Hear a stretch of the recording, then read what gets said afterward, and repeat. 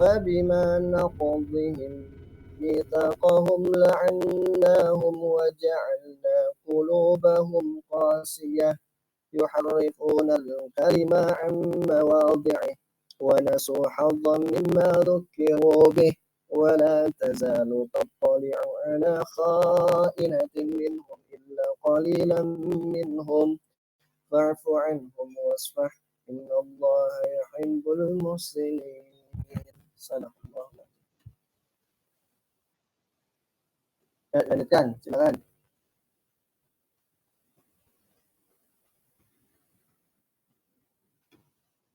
Sekarang ayat 4.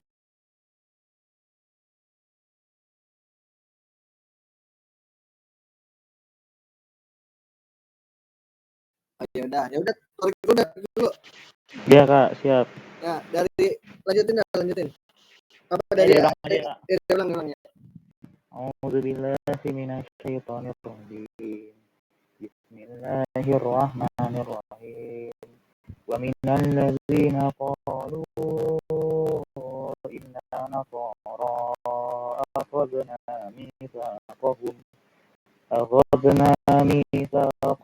fanasu hazzam mimma dzukiru bihi فأغرينا بينهم العداوة والبغضاء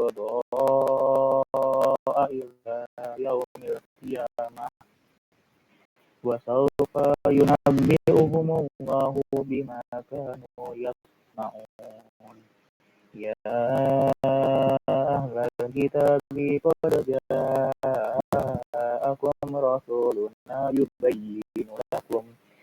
يبين لكم كثيرا مما كنتم تخفون من الكتاب ويعفو عن كثير قد جاءكم من الله نور وكتاب مبين يهدي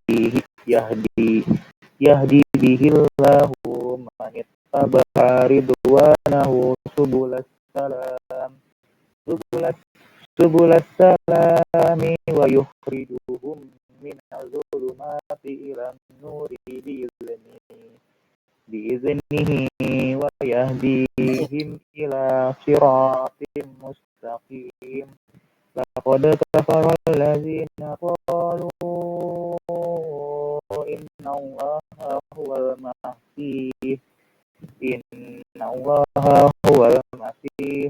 ابن مريم قل فمن يملك من الله شيئا إن أراد أن يهلك المسيح ابن مريم وأمه ومن في الأرض جميعا ولله ملك السماوات والأرض وما بينهما يخلق ما يشاء والله على كل شيء qadir. Shadaqallahul azim. Baik, teman-teman sekalian, langsung aja ya kita awali pertemuan kita. Tadi sudah kita buka baca basmalah, kita baca Allahumma sholli ala sayyidina Muhammad wa ala ali sayyidina Muhammad. Teman-teman sekalian, berbahagia sekali kakak bisa bertemu dengan teman-teman sekalian yang masih meluangkan waktu ya, masih istiqomah untuk mau ikutan mentoring, mau ikutan belajar bareng ya, karena saat ini semakin sedikit orang-orang yang mau belajar tentang agama dan kemudian peduli dengan bagaimana meningkatkan ilmu agama ya. Dan ini perlu kita syukuri, ini berarti salah satu tanda bahwa Allah masih mencintai kita ya. Allah masih memberikan kita kesempatan untuk berubah gitu ya. Kakak mungkin ketika menyampaikan ini bukanlah berarti kakak lebih baik dibandingkan teman-teman sekalian, dibandingkan Torik, dibandingkan Eras, atau dibandingkan yang lain, tidak ya. Ini merupakan kakak merasakan bahwa dengan adanya mentoring seperti ini, pengajian seperti ini adalah sejatinya juga merupakan apa ya, kesempatan yang Allah berikan buat kakak untuk lebih baik gitu ya. Paling tidak selalu ingat gitu ya, ada pertemuan setiap pekan gitu ya, ketemu dengan teman-teman, selalu mengingat Allah, jadi memberikan kita ya, mau nggak mau ya kita juga mesti baca Al-Quran. Akhirnya Allah juga memberikan kesempatan kita supaya kita juga apa namanya, silaturahim. Allah memberi kesempatan kita untuk beramal gitu ya, untuk meluangkan kuota kita gitu ya, untuk mengorbankan sedikit uang kita, dan kemudian insya Allah tidak ada yang sia-sia di hadapan Allah gitu ya. Ketika kita meluangkan waktu untuk belajar gitu ya, sesungguhnya apa ya, kan barang siapa berjalan yang menuntut ilmu itu nanti merupakan pahalanya dinilai sebagai para orang yang berjihad di jalan Allah gitu ya. Dan selanjutnya juga dalam suatu majelis ilmu juga banyak sekali keutamaannya, diantaranya adalah bagaimana Allah memuliakan orang-orang yang mencari ilmu itu. Kalau tes jelas tidak? Putus-putus. Jelas kok, jelas. Jelas. Ya. Allah memuliakan orang yang mencari ilmu itu diantaranya dengan dihadirkan para malaikat ya, yang menaungi dan mendoakan orang-orang yang mencari ilmu. Ini merupakan kebahagiaan buat kita. Yang selanjutnya adalah ketika kita itu bersama-sama teman-teman sekalian, mungkin di antara kita mungkin sibuk gitu ya dengan aktivitas sehari-hari, dengan aktivitas kuliah, dengan aktivitas tugas-tugas gitu ya. Paling tidak ada apa ya yang kita jadi ada teman-teman lain gitu ya, yang mengingatkan kita bahwa kita itu hidup itu tidak hanya sekedar hidup ya. Kalau nggak salah ada ucapan Buya Hamka ya, kalau misalkan apa, hidup cuma mencari makan itu ya, apa, binatang juga mencari makan gitu. Babi apa ya dibilang gitu ya. Jadi maksudnya kita kalau misalkan hanya hidup hanya untuk sesuatu yang sifatnya remeh-temeh gitu ya, kita akan mendapatkan itu, tapi kita meninggalkan kemuliaan lain yang lebih besar gitu ya. Oleh karena itu sejak dulu para ulama itu apa ya, walaupun ulama itu banyak yang kaya gitu ya, atau ada juga yang memang kurang mampu, tapi semuanya itu mencurahkan waktunya itu untuk belajar gitu ya. Karena kenapa? Karena kemuliaan orang yang berilmu itu lebih tinggi dibandingkan hanya orang yang sekedar beribadah saja. Bahkan diantaranya hadisnya itu adalah setan itu lebih takut kepada orang yang berilmu dibandingkan orang yang hanya ahli ibadah dan tidak berilmu, seperti itu. Dan teman-teman sekalian, Imam Ali radhiyallahu an juga pernah berkata bahwa kemuliaan orang yang berilmu itu luar biasa gitu ya. Di antaranya adalah ilmu itu yang akan menjaga kita gitu ya. Beda dengan orang yang berharta ya. Orang yang berharta itu kita yang menjaga harta. Ya. Tapi kalau ilmu itu ilmu yang menjaga kita. Kalau harta itu kalau kita kasih maka dia akan habis. Tapi kalau ilmu apabila kita kasih maka ilmu itu akan berkembang. Gitu.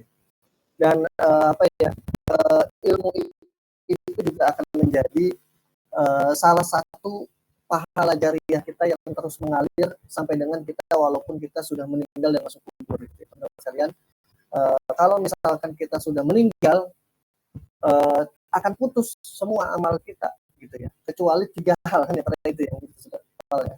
Di antaranya adalah sedekah jariah. Pahala jariah kita mungkin menyumbang masjid, pahala jariah kita menyumbang anak yatim, pahala jariah kita mungkin ini ya, menyumbang orang hafiz Quran gitu ya.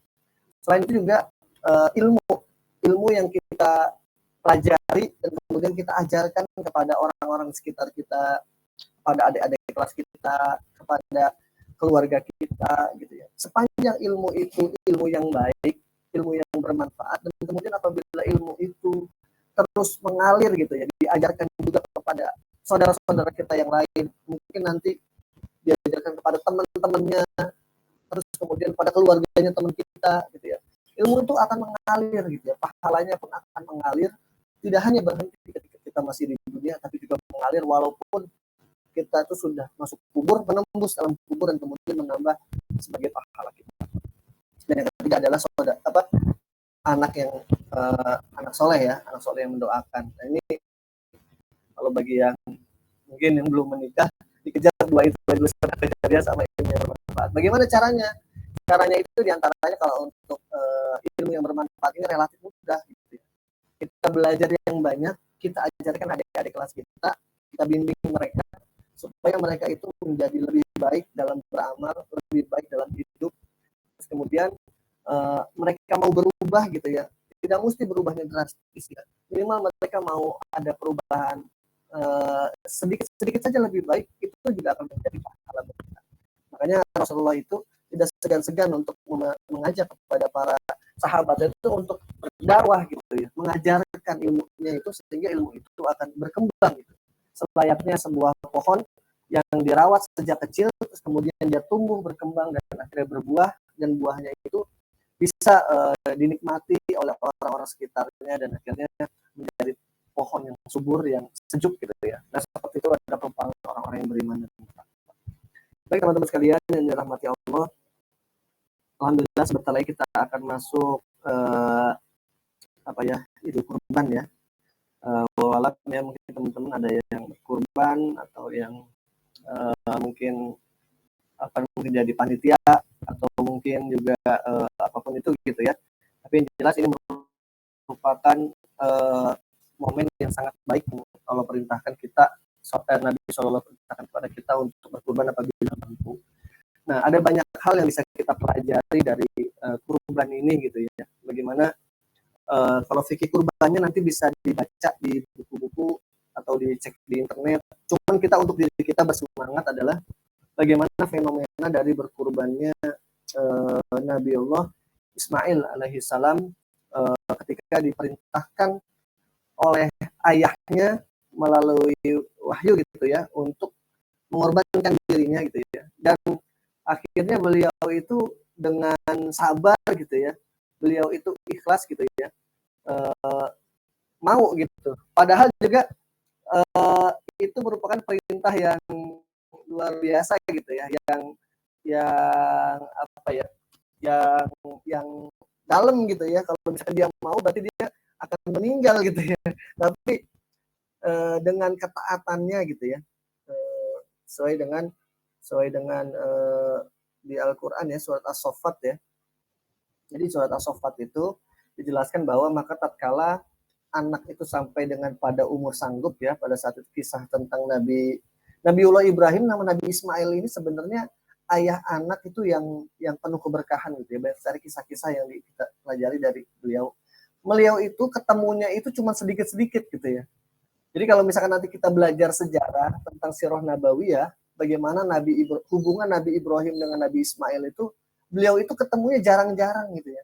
Tapi setiap kali mereka bertemu itu banyak sekali pelajaran yang bisa didapat gitu ya. Nanti silakan antum cari ya bagaimana Nabi Ibrahim itu membawa istri dan anaknya kemudian ditinggal gitu ya. Ditinggal di kota Mekah gitu ya. Terus kemudian pas udah agak gede ketemu lagi gitu, dia ketemunya langsung disuruh berkurban, dipotong lagi gitu. Tapi dengan penuh ketegasan, dengan penuh keredoan Nabi Ibrahim bersedia gitu ya. Padahal Nabi Ismail itu adalah anak yang sangat baik gitu ya, tampan, terus kemudian membahagiakan orang tua gitu ya. Tapi juga beliau juga dengan ikhlas gitu, redo gitu ya. Jadi berkata ini dalam surat As-Saffat ayat 102, Nabi Ibrahim berkata, "Hai anakku, sesungguhnya aku melihat dalam mimpi bahwa aku menyembelihmu. Maka pikirkan apa pendapatmu." Gitu ya. Jadi Nabi Ibrahim walaupun seorang nabi gitu ya, walaupun dia mendapatkan wahyu dari Allah untuk berkorban, dia tetap mengajak anaknya untuk berdiskusi gitu ya.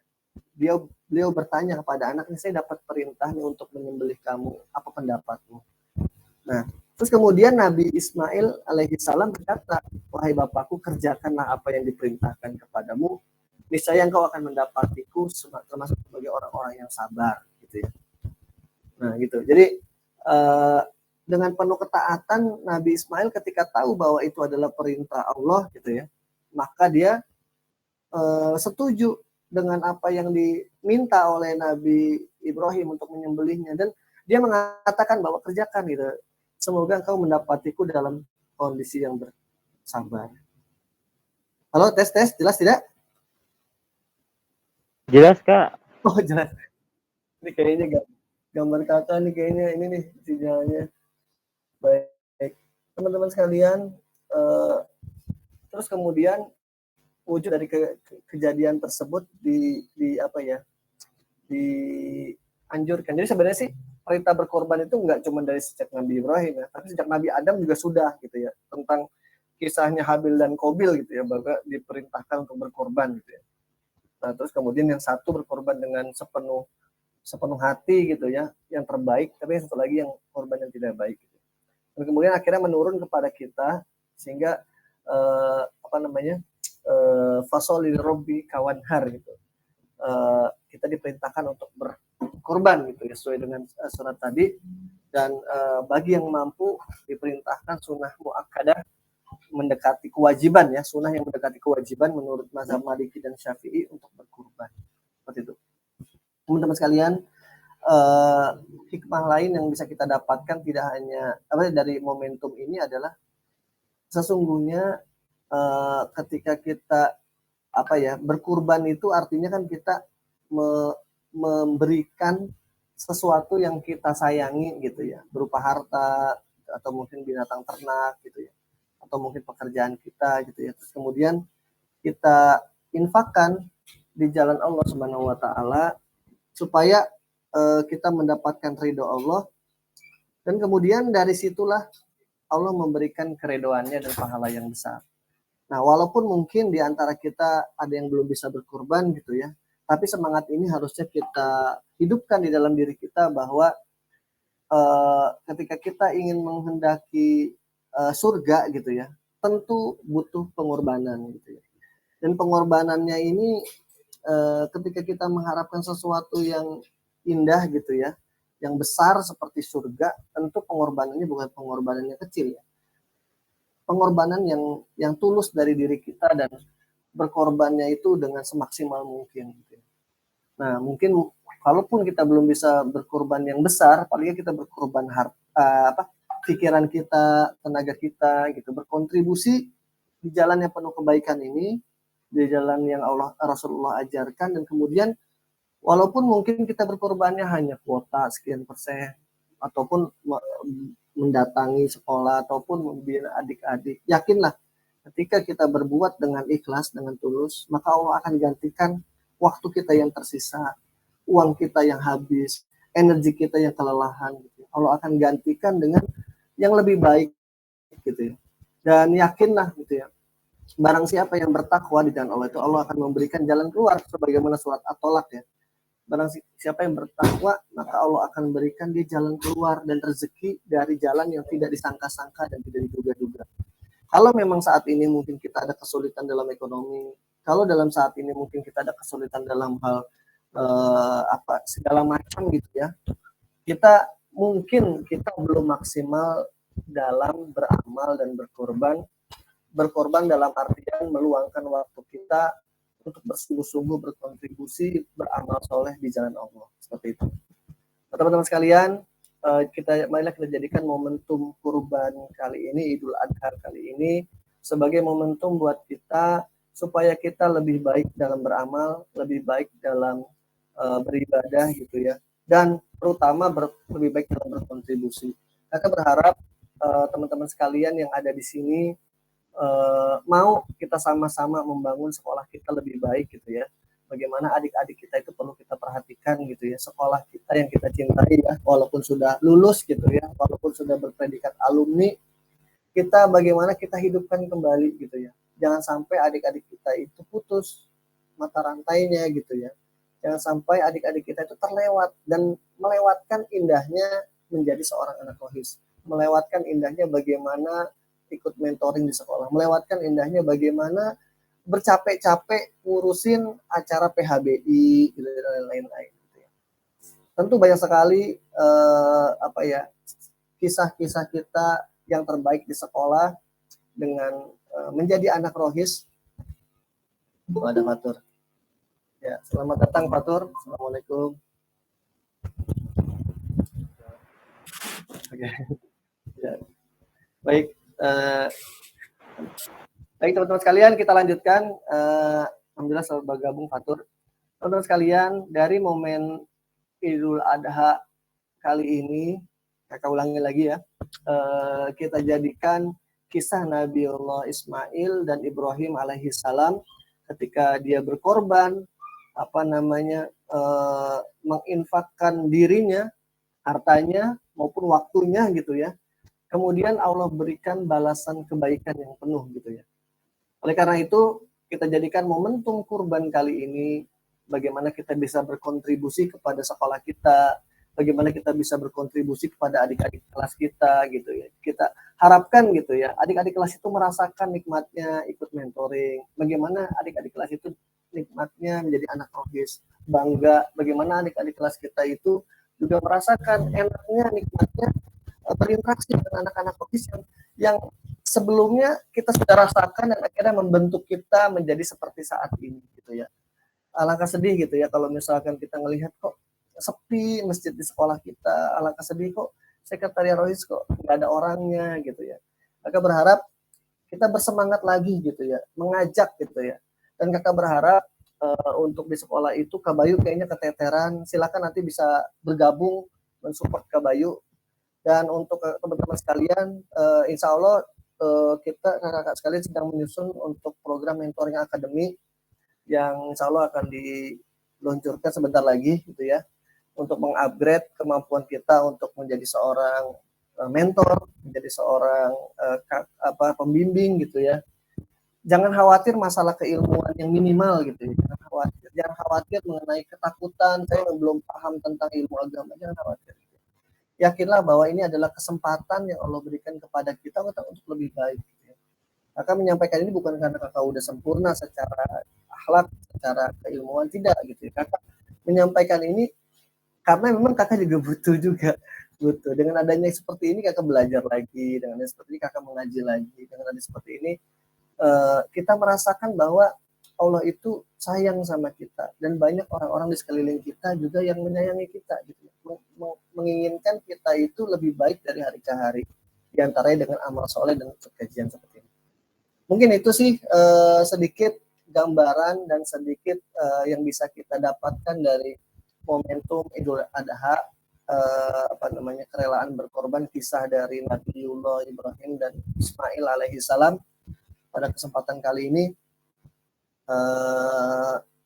kita mungkin kalau mau diskusi silakan gitu ya, kakak sangat terbuka dan kakak sangat berbahagia sekali bisa ketemu teman-teman sekalian gitu ya. Mudah-mudahan kita juga istiqomah ya, setiap pekan kita mulai lagi gitu ya. Kalaupun kalau bisa mungkin nanti kita kembali lagi ya, ketemuan lagi gitu ya, nggak via virtual gitu ya. Tapi kalau Torik jauh ya, mau nggak mau nanti kita mungkin selang-seling ada virtualnya, atau kapan Torik pulang juga kita sekalian juga ketemuan juga gitu.